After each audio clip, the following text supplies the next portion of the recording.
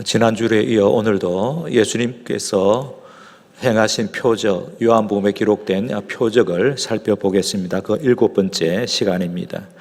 부활이요 생명이신 예수님이라는 제목으로 말씀드리겠습니다. 오늘 우리가 살펴볼 본문은 요한복음 11장 전체입니다. 중심 내용은 예수님께서 죽은 나사로를 살리신 기적 사건입니다. 유대인의 겨울 절기인 수전절이 지나고 봄 절기인 유월절이 다가오고 있었습니다. 그때 예수님과 제자들이 이전에 세례 요한이 세례를 베풀던 요단강 동편에 머무시다가 베다니로 가셨습니다.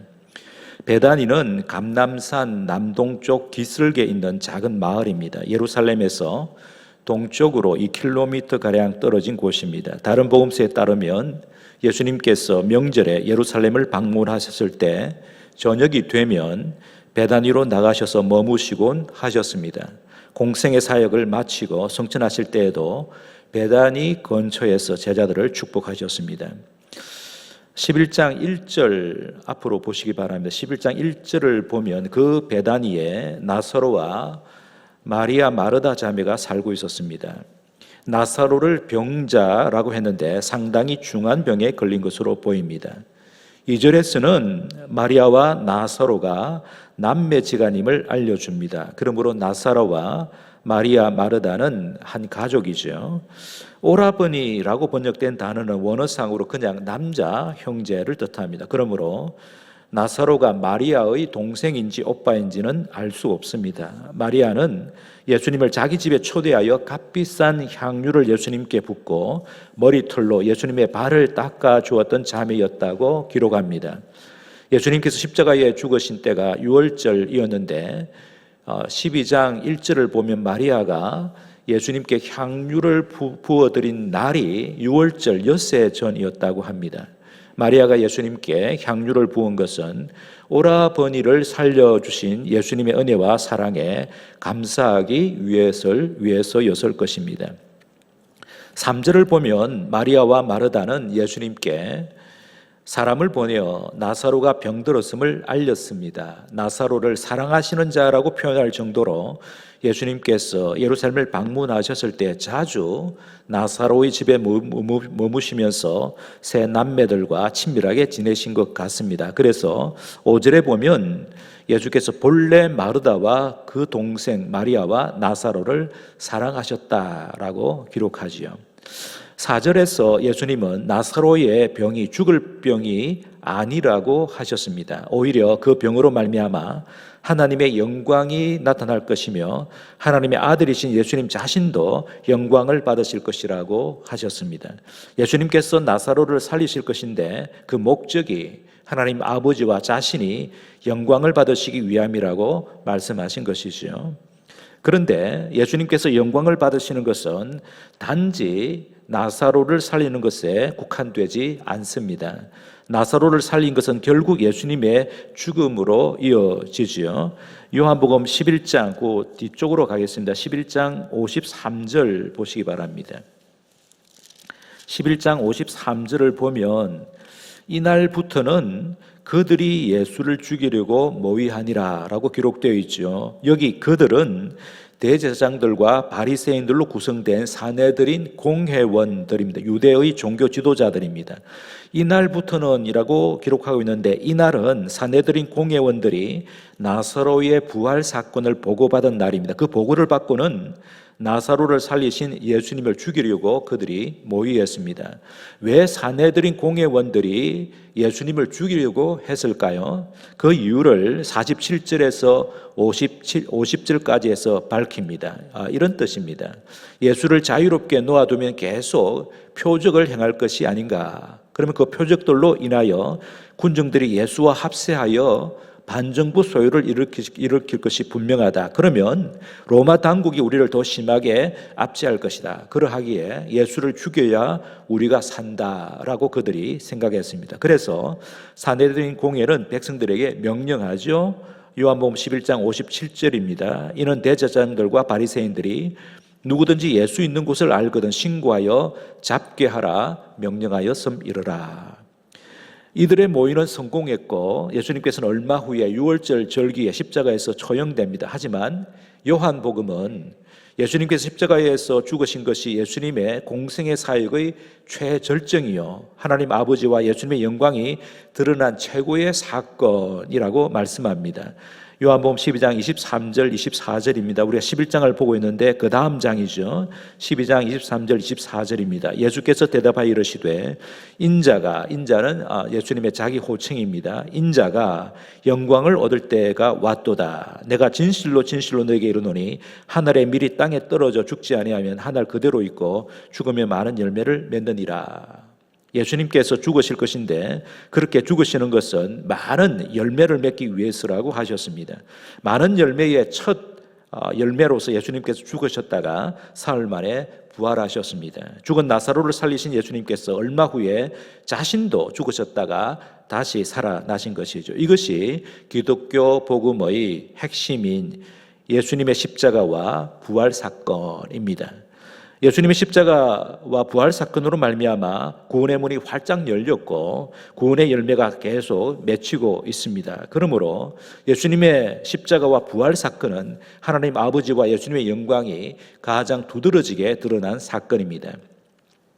6절, 7절을 보면 나사로의 누이들이 나사로가 병들었다는 것을 예수님께 전했지만 예수님은 베다니로 출발하지 않으셨습니다. 이틀이 지난 후에야 제자들에게 유대로 가자고 하셨습니다.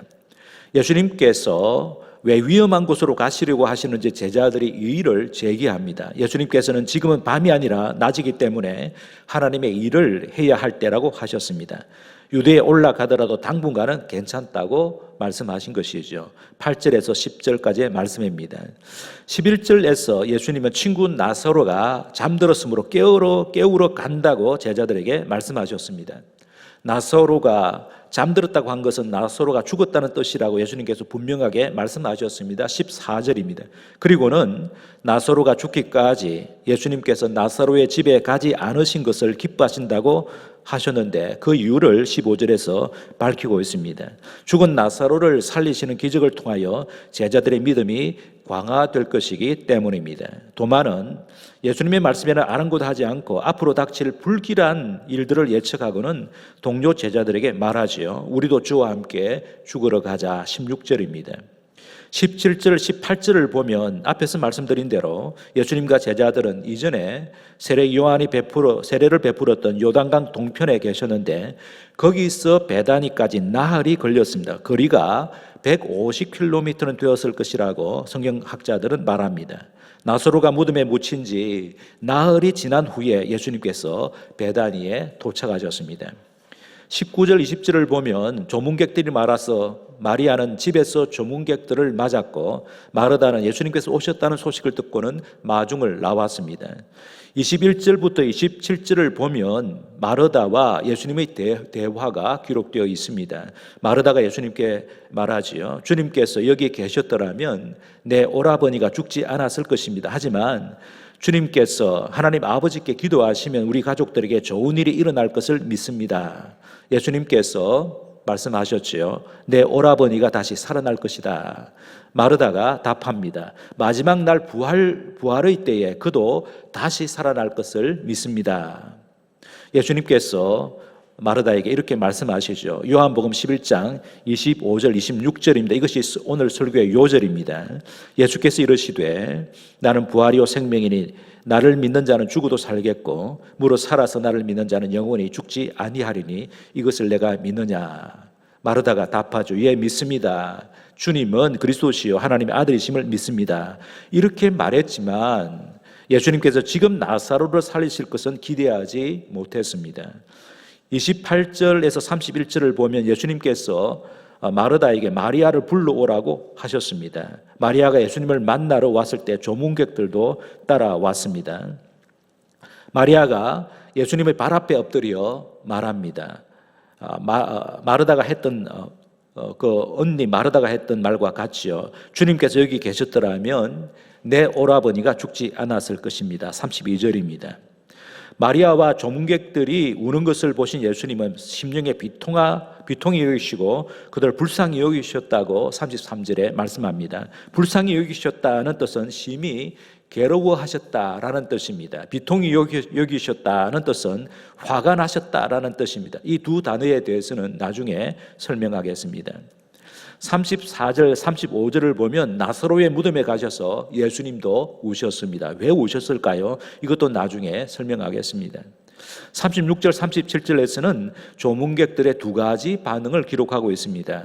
하나는 예수님께서 나사로의 가족들을 정말로 사랑하셨구나라는 반응입니다. 다른 하나는 맹인의 눈을 뜨게 하신 분이 사랑하는 나사로를 왜 죽도록 내버려 두셨는가라는 반응입니다.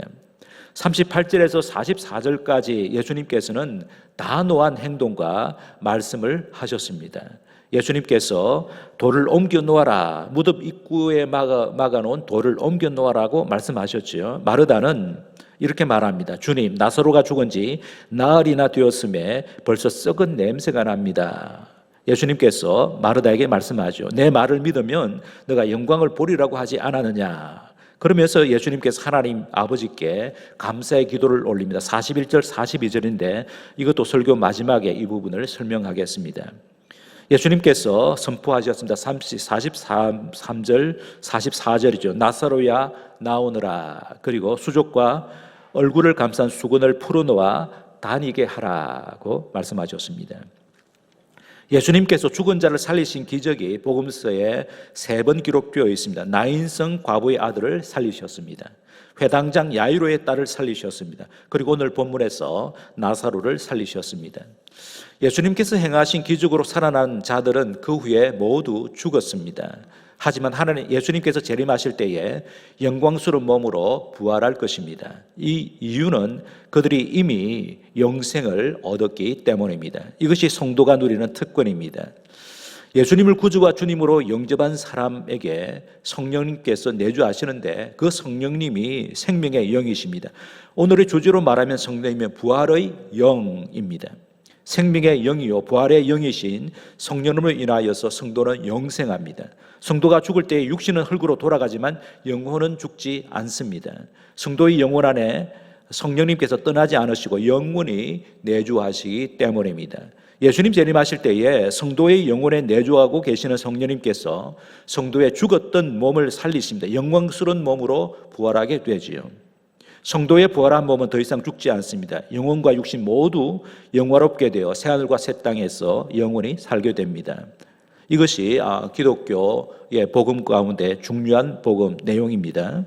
요한복음 5장을 보면 예수님께서 이미 영생과 부활에 관하여 말씀하셨습니다. 요한복음 5장 24절입니다. 예수님이 이렇게 말씀하십니다. 내가 진실로 진실로 너에게 이르노니 진실로 진실로 진리 선언입니다. 내가 진실로 진실로 너에게 이르노니 내 말을 듣고 또 나를 보내신 이를 믿는 자는 예수님의 말씀을 듣고 하나님 아버지를 믿는 자는 영생을 얻었고 심판에 이르지 아니하나니 사망에서 생명으로 옮겼느니라. 요한복음 5장 28절 29절입니다. 이를 놀랍게 여기지 말라. 무덤 속에 있는 자가 다 그의 음성 인자이신 예수님을 뜻합니다. 예수님의 음성을 들을 때가 오나니 선한 일을 행한 자는 생명의 부활로 악한 일을 행한 자는 심판의 부활로 나오리라. 요한계시록에서도 부활에 관하여 말씀합니다. 요한계시록 20장 6절입니다. 이 첫째 부활에 참여하는 자들은 복이 있고 거룩하다. 둘째 사망이 그들을 다스리는 권세가 없고 도리어 그들이 하나님과 그리스도의 제사장이 되어 1000년 동안 그리스도와 더불어 왕노릇하리라. 여기 말하는 첫째 부활은 영의 부활을 뜻한다고 보면 되겠습니다. 예수님을 구주와 주님으로 믿는 성도가 이미 영생을 누리고 있다는 뜻입니다. 첫째 부활에 참여한 자들이 복이 있는데 그 복을 3가지로 표현하고 있죠. 첫째는 둘째 사망에 이르지 않는다고 합니다. 둘째 사망. 첫째 사망에는 참여하지만 둘째 사망에는 참여하지 않는다는 뜻입니다. 첫째 사망은 육신의 죽음을 뜻하고 둘째 사망은 하나님의 최종 심판을 받아 불못에서 영원토록 고통하며 지내는 것을 뜻합니다. 성도는 최종 심판, 둘째 사망에 참여하지 않습니다. 이러지 않습니다. 우리를 위하여 죽었다가 다시 살아나신 예수님께서 우리를 변호하시기 때문입니다. 첫째 부활에 참여한 자들이 누리는 복, 둘째는 하나님과 그리스도의 제사장이 됩니다. 제사장은 하나님과 사람들 사이에서 중보자 역할을 하죠. 사람들을 이끌어 하나님께 예배하게 하고 예배하는 사람들에게 하나님의 복을 전달하는 것이 제사장이 하는 일입니다. 그 영광스러운 일을 영생받은 성도가 하게 된다는 것이죠. 첫째 부활에 참여한 자들이 누리는 복, 셋째는 천년 동안 그리스도와 더불어 왕노릇합니다. 이 여기 천년은 숫자적으로 천년을 가리키는 것이 아니라 은혜의 시대, 구원의 시대, 교회의 시대를 가리킨다고 보면 됩니다. 예수님께서 승천하신 후 다시 재림하시는 기간 전부를 천년으로 상징한 것이죠. 성도는 교회 시대에 주님과 함께 이 세상을 다스리는 일을 한다는 뜻입니다. 또 하나 금방 읽었던 계시록 20장 6절 이 구절에서 암시하고 있는 것은 우리 성도에게 둘째 부활이 남아있다고 하는 것입니다. 둘째 부활이란 영광스러운 몸으로 부활하는 것을 뜻합니다. 다시 오늘 본문의 핵심 주제로 돌아가겠습니다. 죽은 나사로가 다시 살아난 기적은 요한복음에 기록된 예수님의 7번째 표적입니다. 이 표적으로 예수님의 신성이 명확하게 드러났습니다. 예수님은 그리스도이십니다. 구주와 주님이십니다. 예수님은 하나님의 아들이십니다. 즉 하나님이십니다. 이 표적을 행하시면서 예수님은 자신이 누구인지 명확하게 밝히셨습니다. 예수님이 누구이십니까? 예수님은 부활이요 생명이십니다. 25절에 그 말씀을 하셨지요. 예수님만이 죽은 자를 살리시는 생명의 주님이십니다. 예수님만이 죽음의 세계를 해체하시고 영생의 세계를 여시는 유일한 구주이십니다. 예수님을 통하지 않고는 어느 누구도 부활할 수 없으며 영생을 누릴 수 없습니다. 예수님을 그리스도로 구주와 주님으로 하나님의 아들로 믿는 자만이 영생합니다. 이미 말씀드린 대로 성도의 육체는 죽어 흙이 되지만 영혼은 죽지 않습니다. 예수님을 믿는 성도의 영혼 속에 영생이 심겨 있기 때문입니다. 그러므로 부활이요 생명이신 예수님을 영접한 자는 영생합니다. 이것이 요한복음에서 강조하는 부활의 현재적인 개념입니다. 요한복음에서 말하는 부활, 즉 예수님께서 말씀하신 부활은 현재적인 부활과 미래적인 부활을 다 포함합니다. 미래적 부활은 예수님께서 재림하실 때 영광스러운 몸으로 부활하는 것을 뜻합니다. 현재적 부활은 지금 여기서 영생을 누리며 사는 것을 뜻합니다. 성도는 지금 여기서 현재적 부활을 누릴 뿐만 아니라 나중에 미래적 부활도 누리게 됩니다. 예수님께서 이 땅에 오신 것은 자기를 믿는 자들을 부활하게 하시기 위해서였습니다. 예수님은 성도의 최종적인 부활, 즉 몸의 부활을 위하여 다시 오실 것입니다. 이것을 확증하기 위하여 예수님께서 죽으셨다가 다시 살아나셨습니다. 그러하기에 죽은 나사로의 부활 사건은 예수님의 죽으심과 부활을 예표한 표적이기도 합니다. 예수님께서 친히 말씀하신 대로 예수님은 부활이요 생명입니다. 부활이요 생명이신 예수님을 믿는 성도와 교회는 영생합니다. 죽어도 삽니다. 예수님 재림하실 때 새하늘과 새 땅에 들어가 영원히 삽니다. 이것이 성도와 교회가 믿고 선포해야 할 복음, 부활과 영생의 복음입니다. 예수님이 누구이십니까? 둘째로 예수님은 성도의 고난을 체휼하십니다. 오라버니를 잃은 마르다와 마리아의 슬픔은 아주 컸을 것입니다. 마리아가 예수님을 대면했을 때 울음을 참을 수 없었습니다. 마리아가 우는 것을 보고는 조문객들도 함께 울었습니다. 예수님께서도 나사로의 무덤 앞에서 우셨습니다. 성경에 예수님께서 오셨다는 기록이 여기 말고 2번 정도 더 나옵니다. 예수님께서 장차 무너질 예루살렘 성을 보시고 우셨습니다. 예수님 당시의 유대인들은 하나님의 도성인 예루살렘을 하나님께서 보호하실 것이기 때문에 결코 무너지지 않을 것으로 믿었습니다. 하지만 예수님은 예루살렘 성이 불과 40년 후에 로마의 침공으로 회파될 것을 내다보셨습니다. 예루살렘 성의 회파는 평화를 주시려고 오신 예수님을 유대인들이 배척했기 때문입니다. 이처럼 예루살렘 성의 회파는 유대인들의 불신앙과 교만에 대한 하나님의 심판입니다. 그럼에도 예수님은 예루살렘 성이 회파될 때에 유대인들이 당할 고난을 내다보시고 눈물을 흘리셨습니다. 히브리서 기자는 예수님께서 지상에 계셨을 때에 심한 통곡과 눈물로 하나님께 간구하셨다고 기록합니다. 히브리서 5장 7절입니다. 그는 예수님입니다. 예수님은 육체에 계실 때에 자기를 죽음에서 능히 구원하실 성부 하나님이죠. 하나님 아버지에게 심한 통곡과 눈물로 간구와 소원을 올렸고 그의 경건하심으로 말미암아 들으심을 얻었느니라. 예수님께서 심한 통곡과 눈물로 하나님 아버지께 기도한 대표적인 사례로 두 가지를 들 수 있습니다. 겟세마네 동산에서의 기도와 십자가 위에서의 기도입니다. 예수님은 몇 시간 뒤에 십자가에서 죽으실 것을 아시고 겟세마네 동산에서 하나님 아버지께 기도하셨는데 복음서 기자들은 그때의 상황을 간단하지만 아주 사실적으로 묘사합니다. 마태복음에서는 고민하고 슬퍼하셨다고 기록합니다. 마가복음에서는 예수님께서 심히 놀라시며 슬퍼하셨는데 자신의 심정을 제자들에게 솔직하게 표현하셨습니다. 내 마음이 심히 고민하고 죽게 되었노라. 누가복음에서는 예수님께서 힘쓰고 애써 더욱 간절히 기도하시니 땀이 땅에 떨어지는 핏방울같이 되더라라고 기록하고 있습니다. 십자가에 못 박혀 달려 계실 때에도 예수님은 하나님 아버지께 사력을 다하여 기도하셨습니다. 마태복음 27장 46절입니다. 제9시쯤에 오후 3시입니다. 오후 3시에 예수께서 크게 소리 질러 이르시되 엘리 엘리 라바 사박다니 하시니 이는 곧 나의 하나님 어찌하여 나를 버리셨나이까 하는 뜻이라. 예수님께서 하나님 아버지께 기도드릴 때에 자주 통곡과 눈물로 기도하셨기 때문에 통곡과 눈물로 기도하는 성도를 귀하게 보십니다. 그 기도에 귀를 기울이시고 위로하십니다. 응답하시죠. 본문 33절에서 예수님은 마리아와 조문객들이 우는 것을 보시고 심령에 비통히 여기시고 불쌍히 여기셨다고 기록합니다. 불쌍히 여기셨다는 뜻은 심히 괴로워하셨다라는 뜻입니다. 예수님께서 마리아와 조문객들의 눈물을 보시고 함께 아파하시고 슬퍼하셨다는 뜻입니다. 히브리서 4장 15절입니다. 우리에게 있는 대제사장 예수님이죠. 예수님은 우리의 연약함을 동정하지 못하실 리가 아니시오. 모든 일에 우리와 똑같이 시험을 받으신 이로되 죄는 없으시니라. 우리의 연약함을 체휼하시고 동정하시는 분이시다. 비통히 여기다라는 뜻은 경고하다, 화내다라는 뜻입니다. 예수님께서 마리아와 조문객들이 우는 것을 보시고는 화가 나셨다라는 뜻입니다. 성경학자들은 예수님께서 두 가지 면에서 화가 나셨을 것으로 해석합니다. 하나는 마리아와 조문객들의 연약한 믿음 때문에 예수님께서 화가 나셨다는 것입니다. 38절에서도 예수님께서 비통히 여기셨다고 했는데 조문객들이 예수님을 원망하는 듯한 말을 했기 때문입니다. 부활이요 생명이신 예수님의 능력을 믿지 못하는 마리아와 조문객들의 연약한 믿음을 보시고 예수님께서 화가 나셨다는 것이죠. 다른 하나는 마리아와 조문객들을 슬프게 한 죽음의 권세에 대하여 예수님께서 화를 내셨다고 할 수 있습니다.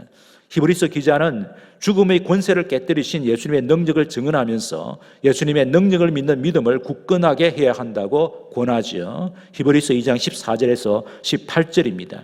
자녀들은 혈과 육에 속하였음에 그도 이 예수님인데 예수님도 또한 같은 모양으로 혈과 육을 함께 지니심은 죽음을 통하여 죽음의 세력을 잡은 자 곧 마귀를 멸하시며 또 죽기를 무서워함으로 한평생 매어 종노릇하는 모든 자들을 놓아주려 하심이니 이는 확실히 천사들을 붙들어 주려 하심이 아니요 오직 아브라함의 자손 성도이죠 성도를 붙들어 주려 하심이라. 그러므로 그가 예수님입니다. 예수님께서 범사의 형제들과 같이 되심이 마땅하도다. 이는 하나님의 일에 자비하고 신실한 대제사장이 되어 백성의 죄를 속량하려 하심이라. 그가 시험을 받아 고난을 당하신저 시험 받은 자들을 능히 도우실 수 있느니라. 성도 여러분, 예수님은 성도의 고난과 성도의 고난을 공감하시며 위로하십니다. 더 나아가 고난을 감당하도록 힘을 주십니다. 그래서 고난 가운데 성도의 믿음이 강화됩니다.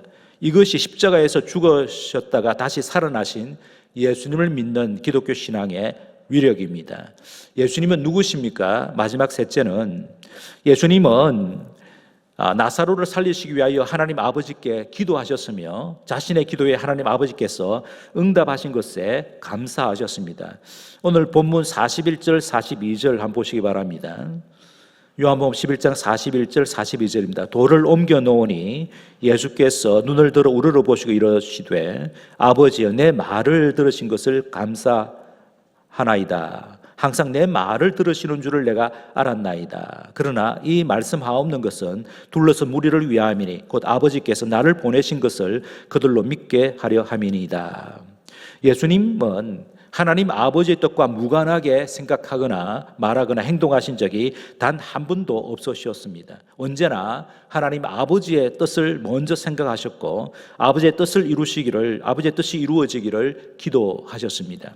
하나님 아버지께서도 아들의 기도에 항상 기쁘게 응답하셨습니다. 기도의 응답에 예수님은 하나님 아버지께 먼저 감사하는 기도를 올렸습니다. 하나님 아버지께서 아들 예수의 기도를 들으시고 아들로 하여금 죽은 나사로를 살리게 하신 것은 나사로의 가족들과 조문객들의 믿음을 새로운 차원으로 끌어올리시기 위해서였다고 24절에서 말씀하고 있죠. 여기 둘러선 무리들로 하여금 아버지께서 나를 보내신 것을 믿게 하시려고 죽은 나사로를 다시 살리실 것이니라 라는 뜻입니다. 나사로의 부활 사건은 예수님이 하나님의 아들이라는 확실한 증거입니다. 그래서 표적이죠. 히브리서 7장 25절입니다. 그러므로 자기를 힘입어 예수님을 힘입어 하나님께 나아가는 자들을 온전히 구원하실 수 있으니 이는 그가 예수님께서 항상 살아계셔서 그들을 위하여 간구하심이라. 예수님처럼 우리도 하나님의 뜻을 따라 기도해야 합니다. 그러면 기도의 응답을 통해 우리가 믿는 예수님이 세상 사람들에게 증거됩니다. 성도 여러분, 예수님의 말로 우리의 유일한 구주와 주님이십니다. 하나님의 아들이시죠. 부활이요 생명입니다. 그러므로 예수님을 믿는 성도는 죽어도 삽니다. 영원만 사는 것이 아니라 몸까지도 영원하게 되어 새하늘과 새 땅에서 주님과 함께 영원히 삽니다. 이것이 성경의 약속이며 성도와 교회의 궁극적인 소망입니다. 성도와 교회가 믿어야 할 복음과 그 복음이 약속하는 궁극적인 소망에 관하여 사도 바울이 고린도전서 15장 부활장에서 담대하게 선포했습니다. 예수님께서 성경대로 죽으시고 성경대로 부활하셨는데 그것이 기독교 복음의 핵심이다. 예수님께서 부활하셨으니 우리도 부활한다. 예수님의 부활이 성도와 교회의 부활을 보증한다. 생명이요 부활이신 예수님을 모시고 사는 성도와 교회는 이미 영생을 누리고 있으며 영광스러운 부활을 기다리고 있다. 예수님 재림하실 때 우리의 몸까지도 영광스럽게 부활할 것이다 라고 선포했습니다. 복음과 복음이 약속한 소망을 당당하게 선포한 사도 바울은 부활장 고린도전서 15장을 마무리하면서 하나님께 감사하며 찬송하고 있습니다. 고린도전서 15장 51절에서 58절입니다. 좀 길긴 하지만 가슴에 새기면서 이 말의 뜻을, 의미를 새기면서 우리 함께 읽도록 하겠습니다. 앞에 자막을 보면서 읽도록 하겠습니다. 같이 읽겠습니다. 보라, 내가 너에게 비밀을 말하노니 우리가 다 잠잘 것이 아니요 마지막 나팔에 순식간에 호련히 다 변화되리니 나팔 소리가 나매 죽은 자들이 썩지 아니할 것으로 다시 살아나고 우리도 변화되리라. 이 썩을 것이 반드시 썩지 아니할 것을 입겠고 이 죽을 것이 죽지 아니함을 입으리로다. 이 썩을 것이 썩지 아니함을 입고 이 죽을 것이 죽지 아니함을 입을 때에는 사망을 삼키고 이기리라고 기록된 말씀이 이루어지리라. 사망아 너의 승리가 어디 있느냐? 사망아 내가 쏘는 것이 어디 있느냐? 사망이 쏘는 것은 죄요 죄의 권능은 율법이라. 우리 주 예수 그리스도로 말미암아 우리에게 승리를 주시는 하나님께 감사하노니 그러므로 내 사랑하는 형제들아 견실하며 흔들리지 말고 항상 주의 일에도 힘쓰는 자들이 되라. 이는 너희 수고가 주 안에서 헛되지 않은 줄 알미라. 성도 여러분, 성부 성자 성령 삼위 하나님께서는 성도와 교회를 날마다 승리하게 하십니다. 그러하기에 성도와 교회는 날마다 승리하게 하시는 하나님을 신뢰하며 감사해야 합니다. 어떻게 하는 것이 하나님께 감사하는 것일까요? 교회들이 믿고 고백하는 신조들 가운데 웨스트민스터 신앙 고백서와 대소교리 문답이 있습니다. 대소교리 문답 1문답에서 이렇게 질문하고 답하지요. 사람의 제일 되는 목적이 무엇이냐? 사람의 제일 되는 목적은 하나님을 영화롭게 하고 그를 영원토록 즐거워하는 것이니라. 존 파이퍼 목사님은 그의 책 하나님을 기뻐하라 라는 책에서 성도와 교회가 해야 할 최우선의 일이 하나님을 즐거워하는 것이라고 했습니다. 그리스도의 삶은 무겁거나 칙칙한 삶이 아니다. 십자가만 있는 것이 아니라 부활로 나아가는 것이다. 그 부활로 인하여 성도는 환난 중에서도 기뻐할 수 있다. 그 기쁨은 하나님의 영광과 연결되어 있다. 우리가 생명이요 부활이신 예수님 안에서 기뻐할 때 하나님은 우리 안에서 가장 큰 영광을 받으신다. 그러므로 우리가 기뻐해야 하는 것은 선택의 문제가 아니다. 그리스도인이라면 반드시 기뻐하고 또 기뻐해야 한다. 성도와 교회는 하나님을 즐거워하는 동시에 주님의 일을 해야 합니다. 주님의 일이란 주님께서 우리에게 맡기신 사명이죠. 그 사명은 재직 훈련 때 이미 말씀드렸듯이 세상을 변혁하고 건강한 교회를 세우고 행복한 가정을 이루고 영적 전투에서 승리하기 위하여 매진하는 것입니다. 우리가 이미 읽었던 고린도전서 15장 58절에서 사도 바울이 권면한 대로 성도와 교회는 최선을 다하여 주님께서 맡기신 일을 감당해야 합니다. 주님의 일에 항상 변함없이 충성해야 됩니다. 더욱 힘써 충성해야 합니다. 날이 갈수록 더 열심히 주님의 일에 충성해야 합니다. 그리하면 상을 주십니다. 그 상이 성령의 충만입니다. 지금 여기서 부활을 경험하는 것이죠. 예수님 재림하실 때에 영광스러운 몸으로 부활하여 새하늘 새 땅에서 삼위 하나님과 모든 성도들과 함께 영원히 살게 됩니다. 그래서 사도 바울은 빌립보서 3장에서 자신의 생애 목표를 밝혔습니다. 빌립보서 3장 10절에서 14절입니다. 내가 그리스도와 그 부활의 권능과 그 고난의 참여함을 알고자 하여 그의 죽으심을 본받아 어떻게 했든지 죽은 자 가운데서 부활에 이르려 하노니 내가 이미 얻었다 함도 아니요 온전히 이루었다 함도 아니라 오직 내가 그리스도 예수께 잡힌 바 된 그것 부활입니다. 부활을 잡으려고 달려가노라. 형제들아, 나는 아직 내가 잡은 줄로 여기지 아니하고 오직 하늘 뒤에 있는 것은 잊어버리고 앞에 있는 것 부활입니다. 부활을 잡으려고 표대를 향하여 그리스도 예수 안에서 하나님이 위에서 부르신 부름의 상을 위하여 달려가노라. 오늘의 본문 요절 요한복음 11장 25절 26절입니다. 우리 함께 자막을 보면서 읽겠습니다. 같이 읽겠습니다. 예수께서 이르시되 나는 부활이요 생명이니 나를 믿는 자는 죽어도 살겠고 무릇 살아서 나를 믿는 자는 영원히 죽지 아니하리니 이것을 내가 믿느냐. 이것이 성도와 교회가 굳게 붙잡아야 할 부활신앙의 요체입니다. 성도 여러분, 험난한 세상을 살아갈 때에 성도와 교회가 굳게 붙잡아야 할 것 가운데 하나는 예수님께서 말씀하신 부활신앙입니다. 부활신앙이란 시련과 죽음 앞에서도 예수님의 정인으로 당당하게 살아가는 불굴의 신앙을 뜻합니다. 날마다 부활신앙으로 살아가는 교우들이 되시기를 주님의 이름으로 축복합니다. 말씀을 생각하면서 먼저 감사의 기도를 올리겠습니다. 성도와 교회는 이미 영생을 누리고 있습니다. 그리고 예수님 재림하실 때에 우리의 몸이 영광스럽게 부활하여 새하늘 새 땅에서 주님과 함께 영원히 살게 될 것입니다. 이러한 부활신앙을 우리에게 주신 주님께 감사하시면서 기도드리시고 그리고 결단하며 기도하겠습니다. 부활신앙으로 살겠습니다. 부활이요 생명이신 예수님을 말과 삶으로 증거하며 살겠습니다. 항상 주님의 일에 더욱 힘쓰겠습니다. 함께 서로 축복하면서 기도하시겠습니다.